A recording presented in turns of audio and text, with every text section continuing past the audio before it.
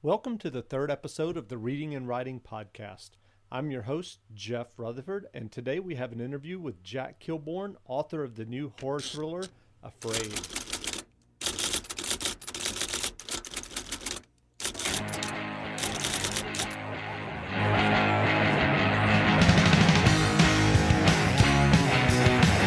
Today on the Reading and Writing Podcast, we're joined by Joe Conrath. As J.A. Conrath, Joe writes the Jack Daniels Mysteries. This mystery series featuring Lieutenant Jacqueline Jack Daniels of the Chicago Police Department has included the novels Dirty Martini, Rusty Nail, Bloody Mary, Whiskey Sour, and Fuzzy Navel. However, tonight Joe is here to talk about his new novel, Afraid, a horror thriller. Afraid, published under the pen name Jack Kilborn, will be published by Grand Central Publishing and will be available at your local bookstore on the last day of the month, March 31st. Joe, welcome to the Reading and Writing Podcast. Hey, thank you for having me. Sure. We're here to discuss Afraid, your new horror thriller, but let's touch briefly on your Jack Daniels mystery series. Two quick questions. First, when will the next book in the series be published, and what's your favorite drink of choice? Well, the next book will come out supposedly July 7th. And I say supposedly because it's a loose date as opposed to a hard drop date, which means that you'll probably be seeing it in the stores maybe a week or two before then. Gotcha. And what is the title? Did you say that? Cherry Bomb is the sixth book in the series. And Cherry Bomb, incidentally, is a mixture of vodka, white cream de cocoa, and grenadine with a maraschino cherry in it. It's a shooter, or you can do it on the rock. And it's a pretty easy drink to get down, but they collect. They pile up. There's a cumulative effect of cherry bombs. My personal drink of choice, if we're talking hard spirits, I'm going to have to go with a really good, probably single barrel batch bourbon. Something like Blanton's is just wonderful to drink. Single malt scotches would be a close second. Gotcha. But if I'm just going to sit with something, it would be that. And what about beer? Oh, beer I love. I love beer in its many different forms and many different varieties. I'm a huge beer snob. I used to actually work for a brewmaster, so I know more about beer than any human being should rightfully know, and because of that, I'm just in love with just about every single form of beer. And of course, they're divided into two main groups, ales and lagers. In fact, rather than tell you about my favorite beer, which we'd have to go category by category, I will tell you a beer style that I don't like, and that's called a Rauch beer. And a Rauch beer is a German-style ale, and it's smoked. So if you've ever smoked sausage, smoked salmon, and it's got that kind of wood chip charcoal flavor to it, that's what drinking this beer is like. You're expecting something like Sam Adams, something smooth, maybe a little bitter, and instead you get a big mouthful of smoked salmon. It's not a beer that I enjoy. Sounds interesting. But with all of your knowledge of beer, it sounds like you've got a basis for another series at some point. Well, I'll drink a Rauch beer if someone buys it for me. I mean, I won't avoid it if it's free, but it is my least favorite thing. Great. Well, I'll drink a Budweiser if someone buys it for me. Yeah, I hear I'll you. drink paint thinner, actually, if someone would actually, plunk down the $4 for a glass. One of the problems with writing a series that has drinks in the titles is when I'm at a conference, when I'm doing a signing, invariably people buy me my book titles. They buy me a Whiskey Sour. They buy me a Bloody Mary. And I said that's a problem. That's a problem everybody should have. But after this happening many times, I'm thinking, maybe I should have written a book called, Lobster Thermidor or Filet Mignon. and really capitalized on people's willingness to buy me things. Yeah, that you've got an idea there. So let's discuss Afraid. The question I have is why publish Afraid under a pen name? I've read several interviews with Dean Koontz, and he said that he believes writing novels under various pen names actually delayed his career as a best-selling writer. And I know you're a writer who has studied the business of publishing and marketing, and I just wonder what your thoughts are regarding pseudonyms and pen names. Well, there are two reasons for a pen name for Afraid. I'm going under Jack Kilborn instead of J.A. Conrath. And the first is it's an entirely different brand. It's an entirely different demographic. My Jack Daniels books have some scary parts in them, but those parts are balanced with some levity. Jack Kilborn, there's no levity. This book, and I'm saying these books because I just finished the second Jack Kilborn book. It's called Trapped. They're scare machines. They are meant to scare the absolute hell out of you. And a lot of fans of mine, J.A. Conrath fans, might accidentally pick this up and then have a heart attack, and then the relatives will sue me because they didn't know beforehand. And while that would be great publicity, I'm not made out of money. You know, if I were, I'd cut off a foot and buy a car with it. But that would be number one, two different demographics. Number two is it's a numbers game. Publishing is very much about how well your last book did. And the Jack Daniels books are doing well. Book is out, all the books are in print, multiple printings, I've earned out my advance, and I had a decent advance. They're doing well, but they're not bestsellers yet. Well, chain bookstores such as Borders or Barnes & Noble or Books A Million are going to look at my past sales. And that's going to determine how many of the new book they pre-order. And, you know, that's all well and good, except my publisher for Afraid really wants to break this out, really wants to cause a big splash with that. They really want a lot of pre-orders. Well, the bookstores aren't going to order in huge, gigantic numbers like my new publisher wants because they see what my sales history is, slow and steady. So they would order Afraid slow and steady if it were under the name J.A. Conrath. So those are the two main reasons. Gotcha. You just mentioned a description of Afraid. I may have the exact description wrong, but definitely more intense than your Jack Daniels mysteries. I wondered if you could give kind of a quick thumbnail sketch of the plot and of Afraid. Without spoiling anything for the listeners out there, Afraid is about a small Midwestern town, a town called Safe Haven. I just love calling a town Safe Haven when you know you're going to wipe the town out. But Safe Haven is in Wisconsin. And it's a little town so small it doesn't even have a full-time sheriff. Well, something comes to Safe Haven on one dark night. And this something's sole purpose is to isolate, to terrorize, and to annihilate. And it comes to Safe Haven supposedly by accident, and it does what it is supposed to do and systematically starts wiping out this town. So it all takes place in a scope of about 10 hours. Got a cast of about 15 heroes and villains that you get to know throughout the course of the story, plus many other secondary characters. And we follow all of these people through this one extremely terrible and frightening night. Great. Sounds like a lot of fun. What are you afraid of? Do you write from your own fears? Absolutely. There's a wonderful quote, and I want to say it was Fitzgerald who did it, but I'm probably wrong here. It may have been Eliot. Can't remember.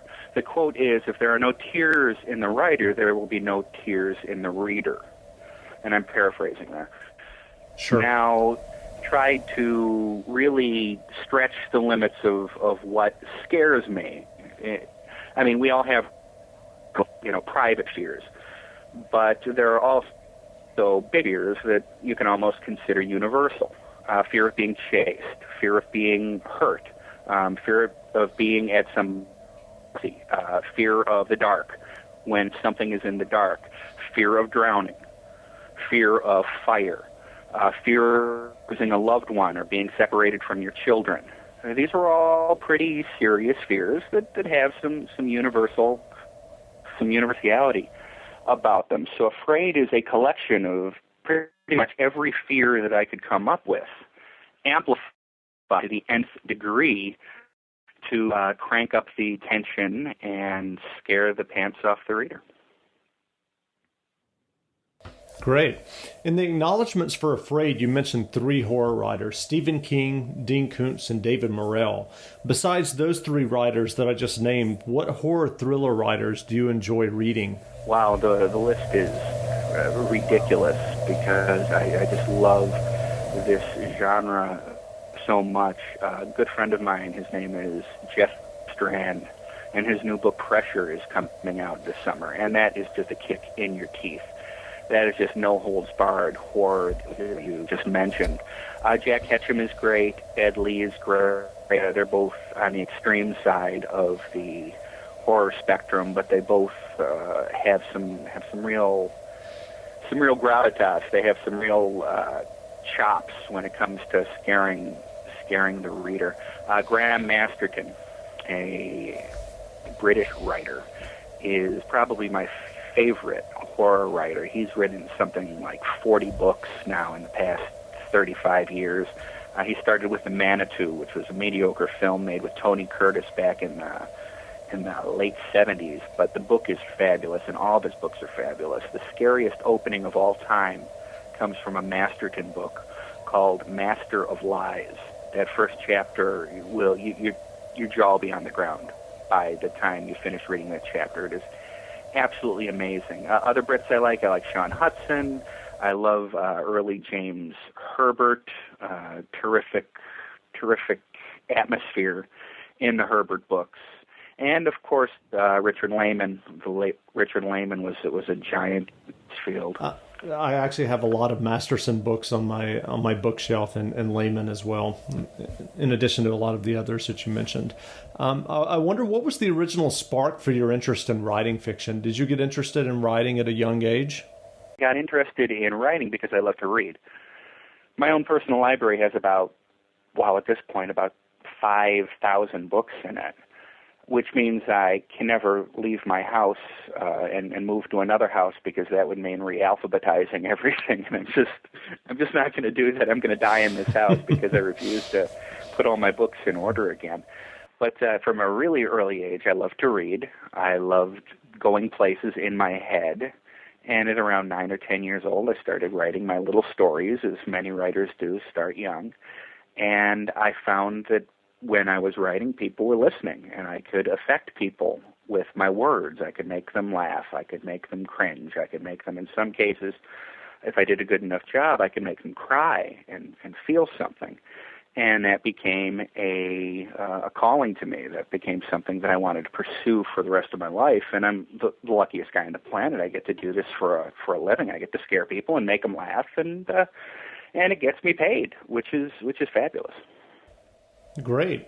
And I know from reading interviews with you and from reading your website that, despite your passion for writing and your love of reading, that it wasn't a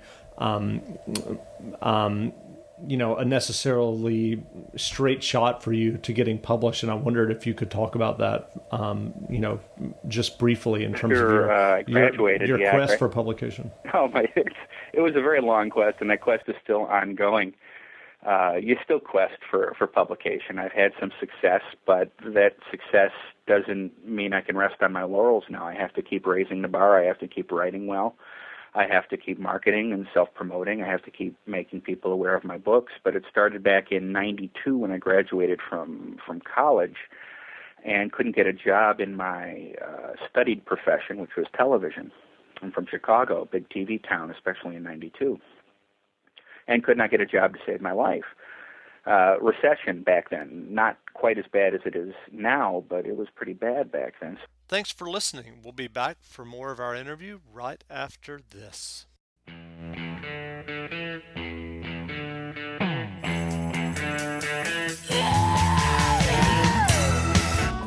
The Kindle Chronicles is a Friday audio podcast all about the Amazon Kindle e-reader.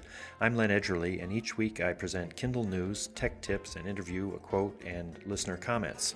I've been a writer all my life, and I'm doing this podcast because the Kindle has simply renewed my love of reading. I hope you'll stop by for a listen. You can find me at thekindlechronicles.com or by searching for Kindle in the podcast area of the iTunes Store.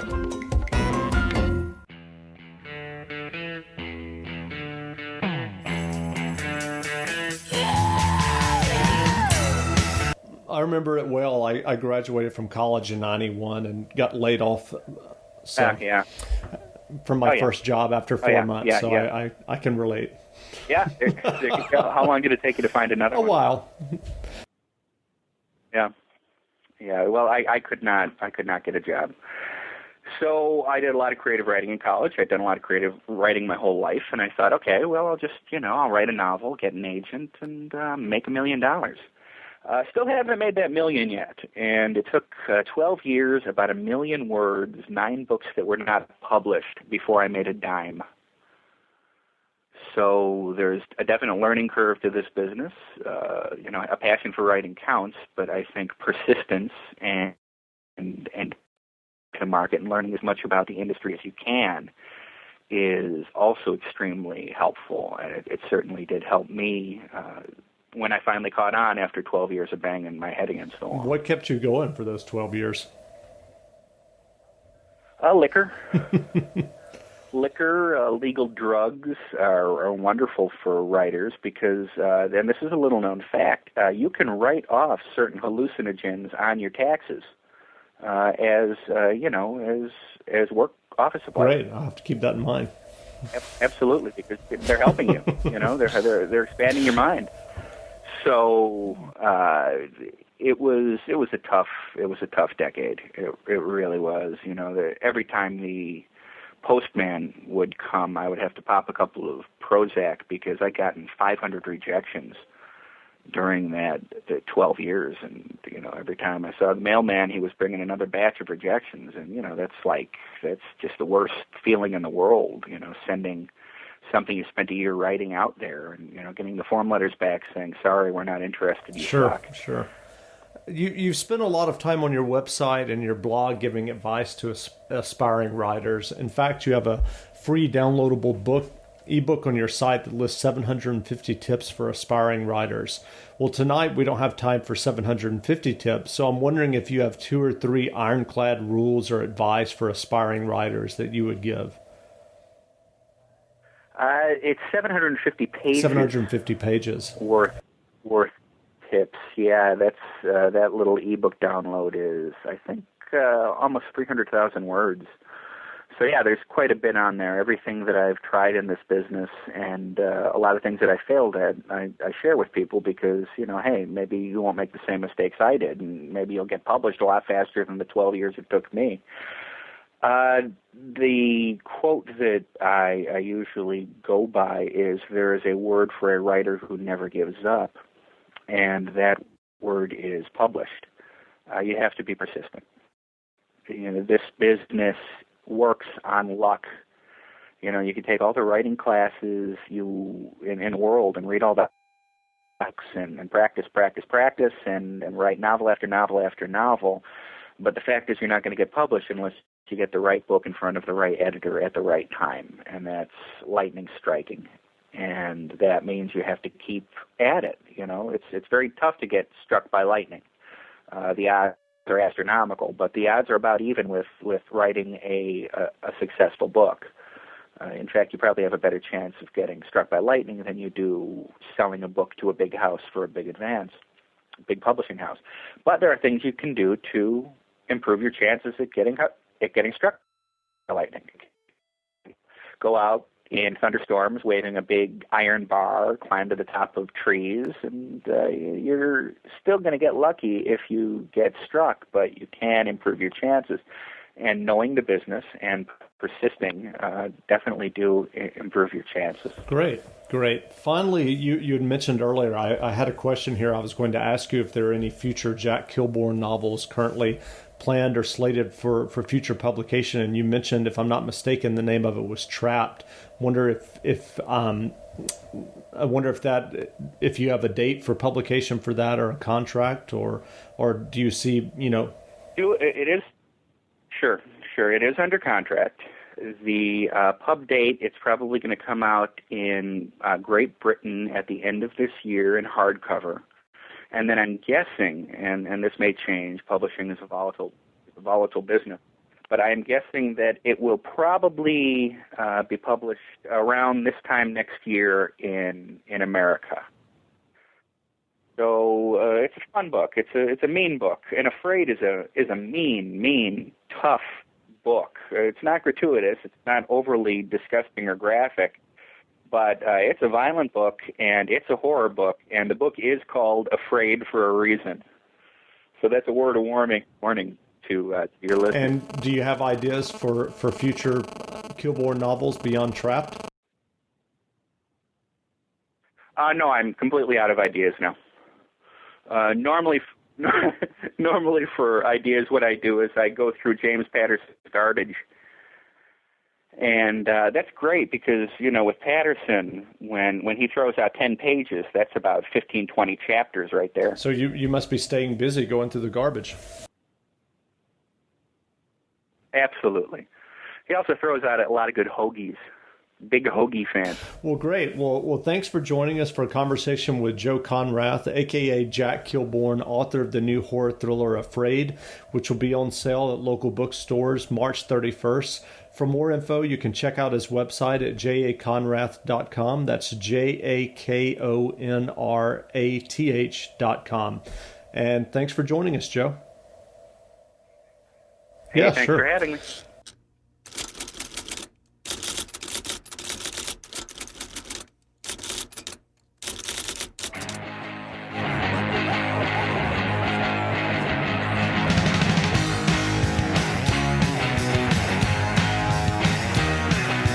Thanks for listening to the Reading and Writing Podcast. If you liked what you heard, you can subscribe to our feed in iTunes, leave a review on iTunes, or send us an email at readingandwritingpodcast@gmail.com.